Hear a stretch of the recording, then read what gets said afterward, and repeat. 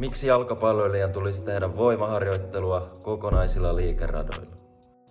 Liikkuvuus on jalkapalloilijalle tärkeä ominaisuus. Kun liikkuvuus on kunnossa, on liikekentällä vaivatonta ja tehokasta. Kun liikkuvuuden lisäksi olet näissä syvissä nivelkulmissa vielä voimakas, on asiat hyvällä mallilla. Kehosi tottuu siihen annettuun kuormitukseen. Kun kehosi on tottunut erilaisiin asentoihin, ei esimerkiksi erilaiset vastustajan kontaktia aiheuttamat erikoiset asennot tule keholle yllätyksenä, jolloin todennäköisyys loukkaantumisille on pienempi.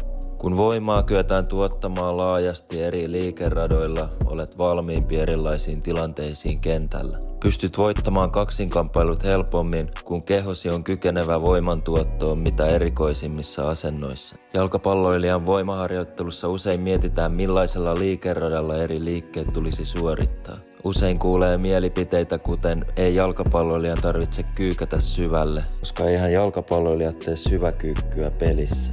Suuremmasta liikelaajuudesta on kuitenkin hyötyä pelin eri suorituksissa, kuten esimerkiksi jarrutuksissa kovista spurteista. Lisäksi kehittynyt liikelaajuus muun muassa lonkissa ja nilkoissa tekee liikkumisesta huomattavasti helpompaa. Esimerkiksi kyykyssä olisi hyvä aloittaa harjoittelu isolla liikeradalla, ja kun liikerata ja voima siinä on hallussa, voidaan pikkuhiljaa lisätä liikkeen nopeutta sekä painoa ja pienentää käytettävää liikerataa.